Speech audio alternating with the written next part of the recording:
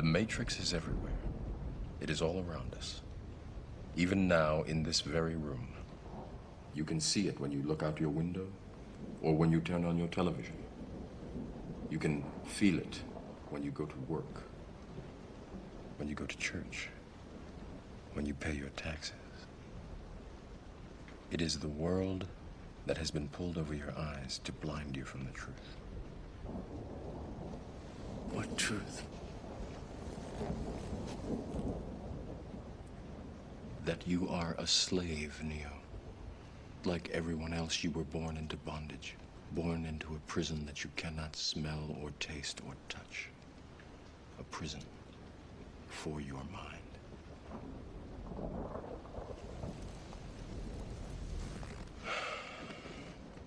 Unfortunately, no one can be told what the Matrix is. You have to see it for yourself.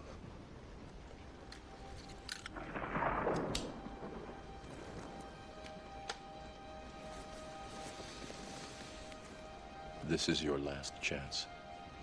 After this, there is no turning back. You take the blue pill, the story ends. You wake up in your bed and believe whatever you want to believe. You take the red pill, you stay in Wonderland, and I show you how deep the rabbit hole goes.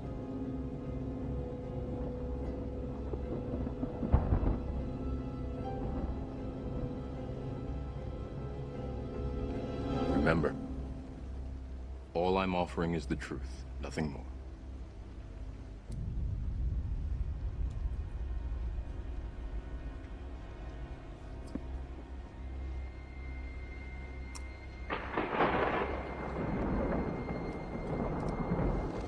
Follow me. Hey, Pac, are we online? Almost. Time is always against us. Please, take a seat there. This isn't real. What is real? How do you define real? If you're talking about what you can feel, what you can smell, what you can taste and see, then real is simply electrical signals interpreted by your brain. This is the world that you know. The world as it was at the end of the 20th century. It exists now only as part of a neural interactive simulation that we call the Matrix. You've been living in a dream world, Neo. This is the world as it exists today. This season's premiere got almost 9 million viewers, making it the highest rated season premiere in MTV's history. Season 4 follows the cast as they head to their homeland, Italy, in what can only be described as the beginnings of a global takeover. I could get the Lindsay Lohan DUI arrest out of the teleprompter and put my script in it. Is that possible? As to the charge of first-degree murder, verdict as to count 1. We, the jury. Press Association is reporting that singer Amy Winehouse has been found dead in her London apartment. Yeah, exactly. I'm Easy. done with the Paris Hilton story. Just do the news. Our second goal is to prevent regimes that sponsor terror from threatening America or our friends and allies with weapons of mass destruction. Some of these regimes have been pretty quiet since September the 11th. But we know their true nature. North Korea is a regime arming with missiles and weapons of mass destruction while starving its citizens. Should marijuana be legalized for medical use? Aren't there issues of significance that you'd like to talk about? The economy, the growth of jobs, the need to put people back to work, the challenges of Iran. We've got enormous issues that we face. But you want to talk? Go ahead. Do you want to talk about medical? I think marijuana should not be legal in this country. I believe it's a gateway drug to other drug violations. The use of illegal drugs in this country is leading to terrible consequences in places like Mexico and actually in our own country. Okay. I oppose legalization of marijuana. I oppose legalization of other kinds of drugs. this and say, herb. Herb is a plant. I mean, herbs are good for everything. Why these people who want to do so much good for everyone, who call themselves governments and this and that, why them say you must not use the herb? You see? And we take that and we can't find, we just see them just say, no, you mustn't use it because it make you rebel. Against what?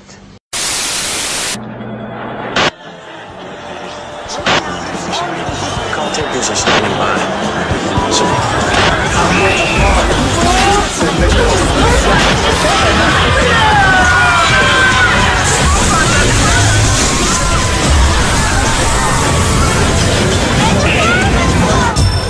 This is the world I grew up in.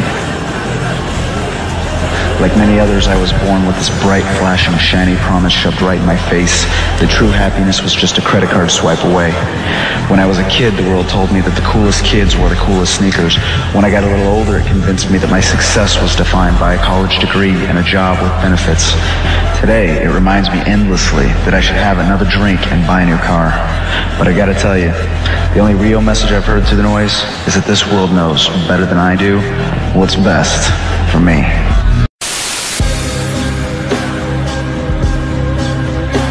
In this country, being stupid is no longer considered to be a detriment.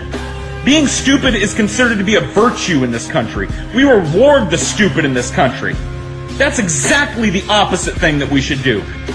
There should be social pressure on people that are willfully ignorant to not be stupid, and instead we reward people.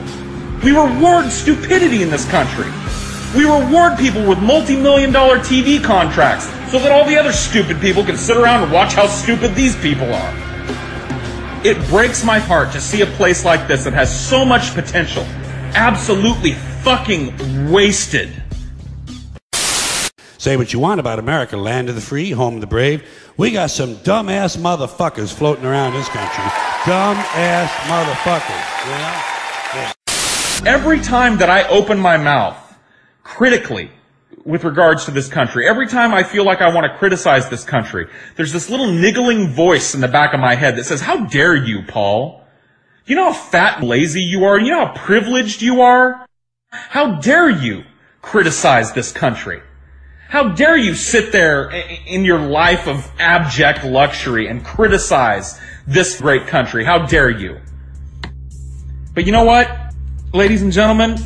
I cannot carry the torch anymore for this country. America is not the land of the free, nor is it the home of the brave. It is neither of those things. America is a country of aggressively ignorant fucking cowards.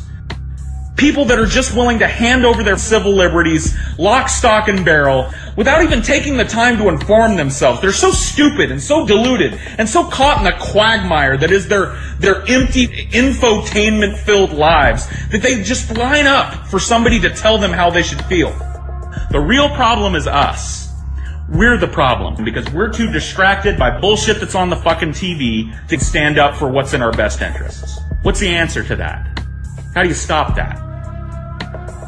And unfortunately, where we are today is that culture has made consumerism feel normal or natural, right? So that watching 5 hours of television a day as a child or drinking huge caffeinated beverages at 5 years old, as this picture here suggests, is okay. You know, that we don't even question it anymore.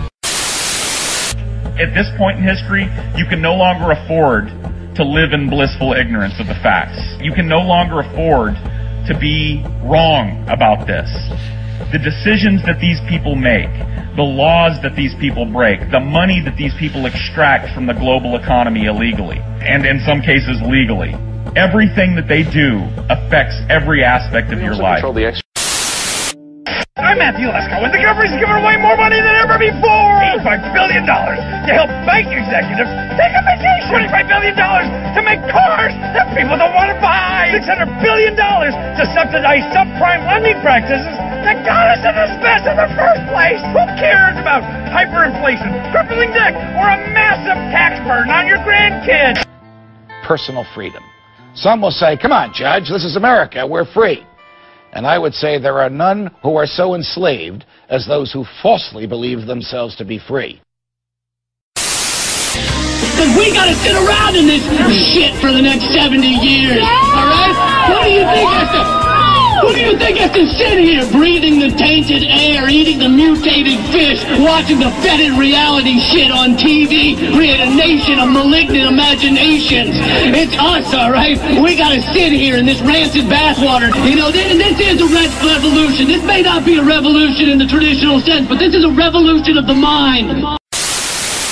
First is fear. There's every once in a while they ratchet up the fear factor about the so-called war on terror. That's the framework of the day. It used to be the war against communism. Now it's the war against terrorism. There's always a war. There's always an enemy that ratchets up fear in the American people. And when people are frightened, they believe things like this kind of a military all over the world is somehow going to make us safe. It's not. It makes us less safe. But people believe that it makes us safe. The second reason beyond fear is the question of the economy. The economy is in the basement. The economy is a disaster. It's never going to get any better. Don't look for it. Be happy with what you got. Because the owners of this country don't want that. I'm talking about the real owners now. The real owners, the big wealthy business interests that control things and make all the important decisions. Forget the politicians. The politicians are put there to give you the idea that you have freedom of choice. You don't. You have no choice. You have owners. They own you. They own everything. They own all the important land. They own and control the corporations. They've long since bought and paid for the Senate, the Congress, the state houses, the city halls. They got the judges in their back pockets. And they own all the big media companies, so they control just about all of the news and information you get to hear. They got you by the balls. They spend billions of dollars every year lobbying to get what they want. Well, we know what they want. They want more for themselves and less for everybody else. But I'll tell you what they don't want. They don't want a population of citizens capable of critical thinking. They don't want well-informed, well-educated people capable of critical thinking. They're not interested in that. That doesn't help them. That's against their interest. That's right. They don't want people who are smart enough to sit around the kitchen table and figure out how badly they're getting fucked by a system that threw them overboard 30 fucking years ago. They don't want that. You know what they want? They want obedient workers. Obedient workers. People who are just smart enough to run the machines and do the paperwork and just dumb enough to passively accept all these increasingly shittier jobs with the lower pay, the longer hours, the reduced benefits, the end of overtime, and the vanishing pension that disappears the minute you go to collect it. And now they're coming for your Social Security money. They want your fucking retirement money. They want it back so they can give it to their criminal friends on Wall Street. And you know something? They'll get it. They'll get it all from you sooner or later because they own this fucking place. It's a big club, and you ain't in it. You and I are not in the big club. And by the way, it's the same big club they use to beat you over the head with all day long when they tell you what to believe. All day long, beating you over the head in their media, telling you what to believe, what to think, and what to buy. The table is tilted, folks. The game is rigged. And nobody seems to notice. Nobody seems to care. Good, honest, hard-working people, white collar, blue collar, doesn't matter what color shirt you have on. Good, honest, hard-working people continue. These are people of modest means. Continue to elect these rich cocksuckers who don't give a fuck about them. They don't give a fuck about you. They don't give a fuck about you. They don't care about you at all. At all. At all. Yeah. You know? And nobody seems to notice, nobody seems to care. That's what the owners count on, the fact that Americans will probably remain willfully ignorant of the big red, white, and blue dick that's being jammed up their assholes every day. Because the owners of this country know the truth. It's called the American dream, because you have to be asleep to believe it.